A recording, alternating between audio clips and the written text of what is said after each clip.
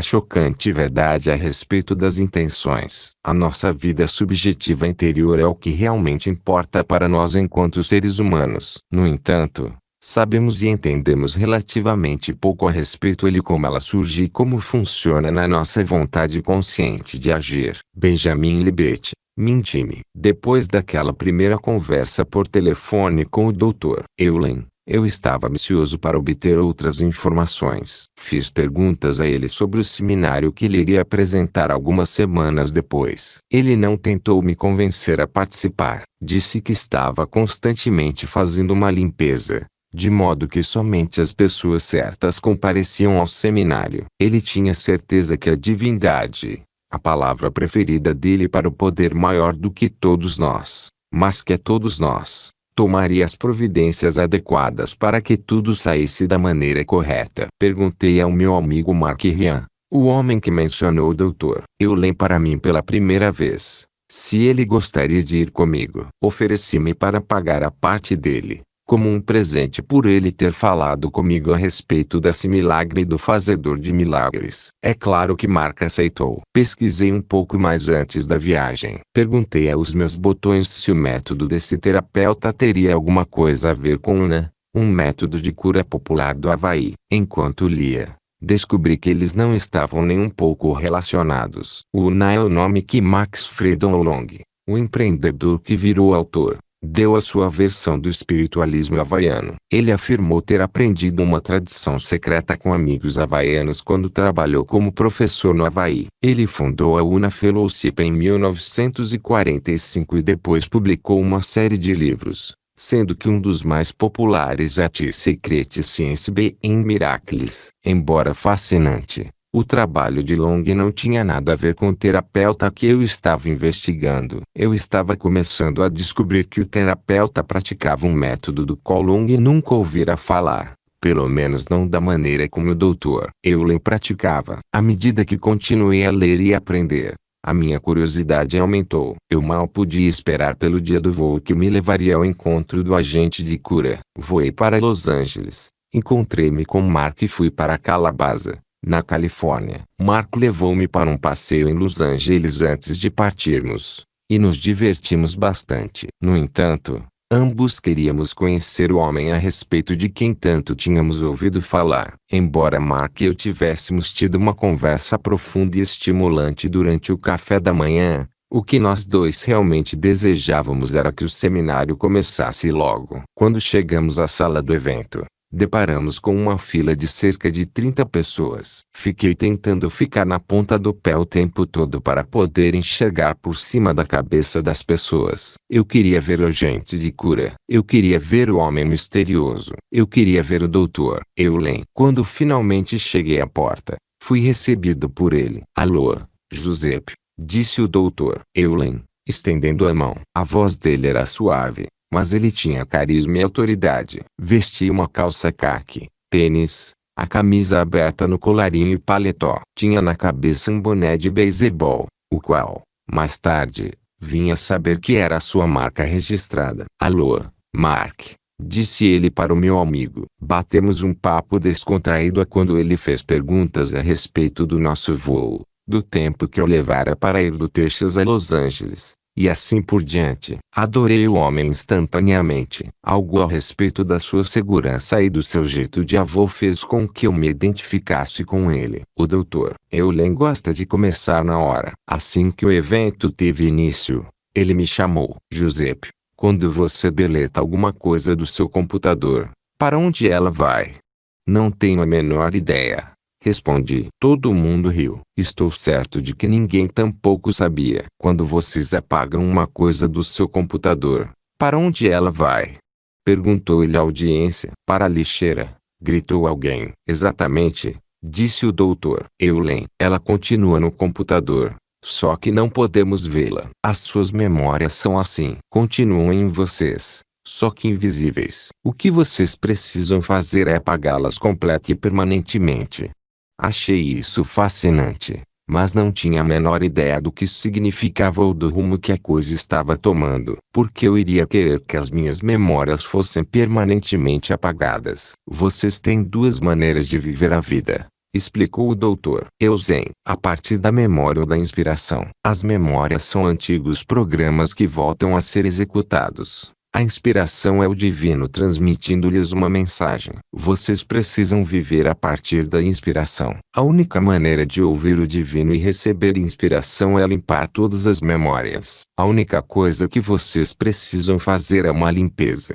O Dr. Eulen passou bastante tempo explicando como o divino é o nosso estado zero, é onde temos limite zero. Não há memórias. Não existe identidade. Nada além do divino. Na nossa vida, temos momentos em que visitamos o estado de limite zero, mas na maior parte do tempo o que está se manifestando é lixo.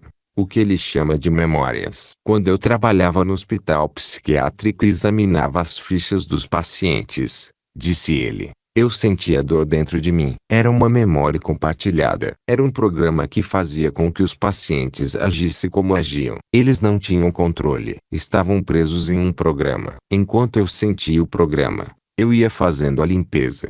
A purificação, ou limpeza, tornou-se um tema recorrente. Ele nos ensinou várias maneiras de nos purificarmos. E não posso explicar aqui a maioria delas porque são confidenciais. Você precisa participar de um seminário de Ho Oponopono para aprendê-las. Visite www.ho'oponopono.org. Mas há um método de purificação que o Dr. Eulen usou mais, e ainda usa, que é o que usarei hoje. Existem simplesmente 4 declarações que dizemos repetidamente, sem parar, dirigindo-as ao divino. Eu te amo. Sinto muito. Por favor, me perdoa. Obrigado. Enquanto participávamos daquele primeiro evento de fim de semana, a frase eu te amo tornou-se parte do tagarelar da minha mente. Assim como às vezes acordamos com uma música tocando na cabeça, eu acordava ouvindo eu te amo na cabeça. Quer eu pronunciasse ou não conscientemente a frase, ela estava presente. Era um sentimento maravilhoso. Eu não sabia como a frase poderia estar purificando alguma coisa, mas eu a repetia de qualquer maneira. Como eu te amo poderia ser de algum modo nocivo. Em determinado momento do evento, o Dr. Eulen voltou a se dirigir a mim. Ele perguntou, Giuseppe, como você sabe dizer se uma coisa é uma memória ou uma inspiração? Eu não entendi a pergunta e disse isso a ele. Como você sabe se uma pessoa que contraiu câncer transmitiu a doença para si mesma ou se ela lhe foi transmitida pelo divino como um desafio destinado a ajudá-la? Fiquei em silêncio por um instante, enquanto tentava assimilar a pergunta. Como você sabe quando um evento é proveniente da sua mente ou da mente do divino? Não tenho a menor ideia, repliquei. Nem eu, declarou o Dr. Eulen. E é por esse motivo que precisamos fazer uma limpeza constante. Precisamos purificar tudo. Aqui não temos nenhuma ideia do que é uma memória e do que é inspiração. Fazemos a limpeza para chegar a um lugar de limite zero, que é o estado zero. O Dr. Eulen afirma que a nossa mente tem uma visão minúscula do mundo. E essa visão não apenas é incompleta como também incorreta. Só acreditei nesse conceito quando tive nas mãos o livro Tian Warmind, de G. Claxton. Nele, Claxton escreve a respeito de experiências que provam que o nosso cérebro nos diz o que fazer antes de nós conscientemente decidirmos fazê-lo. Em uma famosa experiência, um neurocientista chamado Benjamin Libet ligou pessoas a um eletroencefalógrafo, o aparelho que faz o registro do eletroencefalograma, EEG, que mostrou o que estava acontecendo no cérebro dessas pessoas. O aparelho revelou que um surto de atividade cerebral ocorria antes que a pessoa tivesse a intenção consciente de fazer alguma coisa, indicando que a intenção tinha origem no inconsciente e depois penetrava na percepção consciente. Claxton escreve que Libet descobriu que a intenção de se mover aparecia cerca de 1/5 de segundo antes de um movimento começar, mas que um surto de atividade no cérebro tinha lugar mais ou menos 1/3 de segundo antes da intenção. Segundo William Irvine, no livro On Desire, Will You Want, experiências como essas sugerem que as nossas escolhas não são formadas de uma maneira consciente e racional. Ao contrário, elas se formam na mente inconsciente e vão aumentando de intensidade. E quando finalmente chegam à superfície nós passamos a controlá-las. E o próprio Benjamin Libet, O homem que realizou as experiências polêmicas e reveladoras, escreveu o seguinte no livro Mentime: o surgimento inconsciente da intenção de agir não poderia ser controlado conscientemente. Somente a sua consumação final em um ato motor poderia ser conscientemente controlada. Em outras palavras, o impulso de escolher este livro pode dar a impressão de ter tido origem na sua escolha consciente, mas na realidade o seu cérebro primeiro enviou um sinal para que você o escolhesse e depois a sua mente consciente seguiu o sinal com uma intenção declarada. Algo como: este livro parece interessante, acho que vou ficar com ele. Você poderia ter escolhido não ficar com o livro, algo que você teria racionalizado de alguma outra maneira, mas você não poderia controlar a origem do sinal propriamente dito que o estava encorajando a agir. Sei que é difícil acreditar nisso. De acordo com Claxton, nenhuma intenção jamais se origina na consciência. Nenhum plano jamais é preparado ali. As intenções são premonições, símbolos que lampejam nos cantos da consciência para indicar o que talvez esteja prestes a ocorrer. Aparentemente, uma intenção clara nada mais é do que uma premonição clara. O que me perturba é o seguinte: de onde veio o pensamento? Isso é surpreendente. Desde que escrevi a respeito do poder da intenção no meu livro Tia Tractor Factor, e desde que falei a respeito dele no filme O Segredo, vir a compreender que as intenções não são de modo nenhum uma escolha minha foi um choque. Tudo indica que o que eu pensei que estava fazendo quando defini uma intenção era simplesmente a verbalização de um impulso que já estava em atividade no meu cérebro. A questão torna-se então a seguinte: o que ou quem fez com que o meu cérebro enviasse a intenção? Na realidade, perguntei mais tarde ao Dr. Eulen, quem está no comando? Ele riu e disse que tinha adorado a pergunta. Confesso que eu ainda estava confuso a respeito das intenções. Perdi 36 quilos sendo mentalmente vigoroso e impondo a minha intenção de perder peso. Mas eu estava declarando uma intenção ou simplesmente reagindo ao sinal do meu cérebro para que eu perdesse peso? Foi uma inspiração ou uma memória? Escrevi para o Dr. Eulen e fiz essa pergunta. Ele respondeu, dizendo: nada existe no zero, ou acua. Nenhum problema, nem mesmo a necessidade da intenção. As preocupações com o peso são simplesmente memórias que estão sendo reencenadas. E essas memórias substituem o zero. Você. O retorno ao zero. Você. Quer que a divindade apague as memórias por trás das preocupações com o peso. Apenas duas leis determinam as experiências: a inspiração da divindade e a memória armazenada na mente subconsciente. Sendo a primeira nova em folha e a última velha. Jesus teria supostamente dito o seguinte: procurai primeiro o reino, zero, e tudo mais será acrescentado. Inspiração. O zero é a residência de você e da divindade, de onde e de quem brotam todas as bênçãos, a riqueza, a saúde e a paz.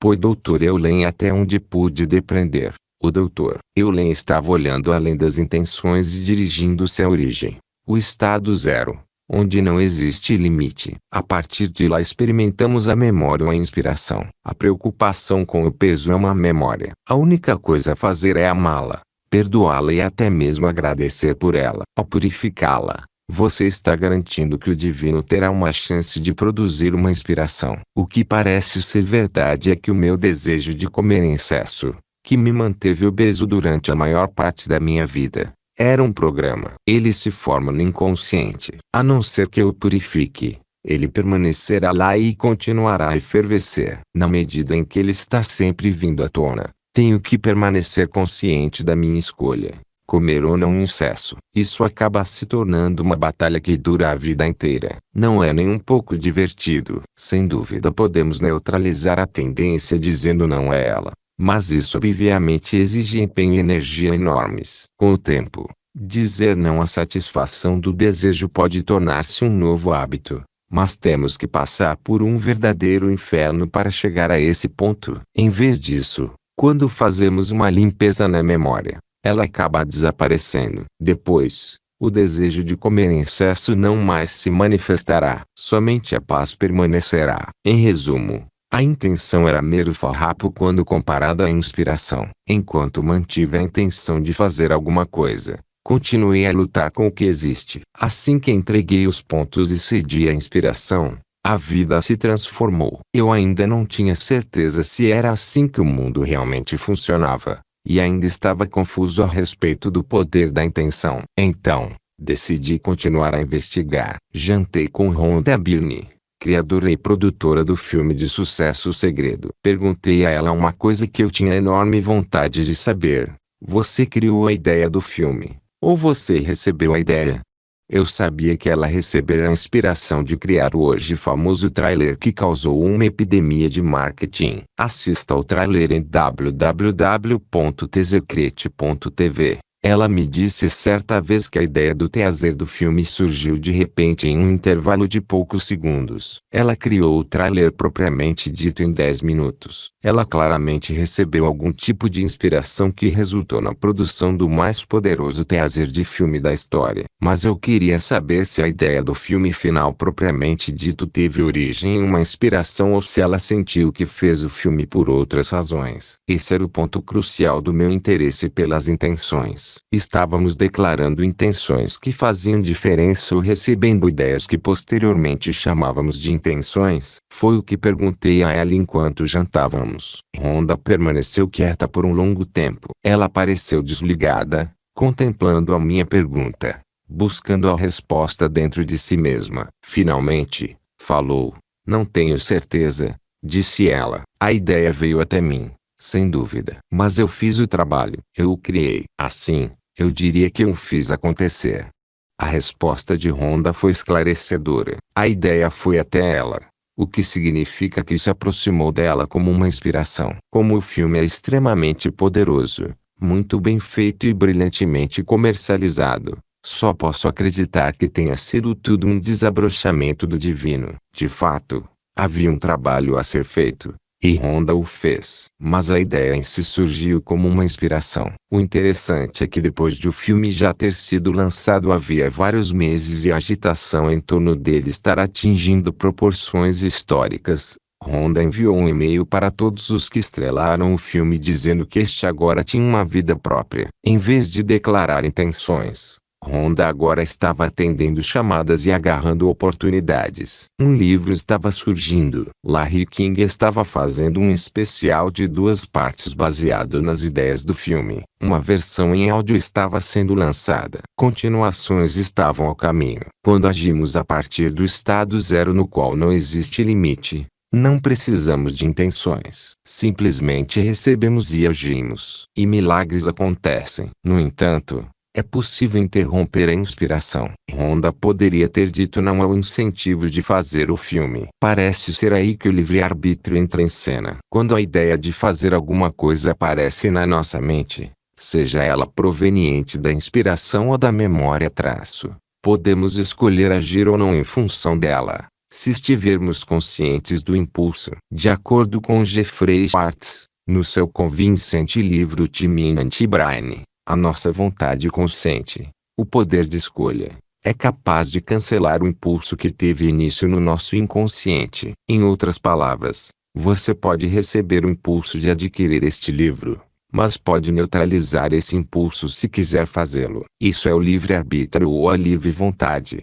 ou, como Schwartz o descreve, a livre não vontade. Ele escreve que em anos posteriores ele, Lieber, abraçou a ideia de que o livre-arbítrio atua como um guarda-cancela para os pensamentos que rompem do cérebro e não se esquivou das implicações morais disso. William James, o lendário psicólogo, sentia que o livre-arbítrio tem lugar depois do impulso que temos de fazer uma coisa e antes de efetivamente a fazermos. Novamente, você pode dizer sim, ou não, ao impulso. É preciso estar plenamente consciente para perceber a escolha. O que o Dr. Eulen estava me ensinando era que por meio da limpeza constante de todos os pensamentos, sejam eles decorrentes da inspiração ou da memória, eu seria capaz de escolher melhor o que era certo naquele momento. Comecei a compreender que a minha perda de peso teve lugar porque escolhi não obedecer à memória ou ao hábito que estava me incentivando a comer mais e me exercitar menos. Ao escolher não seguir esses impulsos causadores de dependência, eu estava introduzindo a minha capacidade de livre vontade ou de livre não vontade. Em outras palavras, O anseio de comer em excesso era uma memória, não uma inspiração. Ele era proveniente de um programa, não do divino. Eu estava desconsiderando o programa ou neutralizando-o. O que entendi que o Dr. Eulen estava sugerindo como uma melhor abordagem era amar o programa até que este se dissolvesse e tudo o que restasse seria a divindade. Eu ainda não entendia bem tudo isso, mas estava prestando atenção e escolhendo não eliminar nada por ser novo. Eu mal poderia imaginar o que me estava reservado a seguir.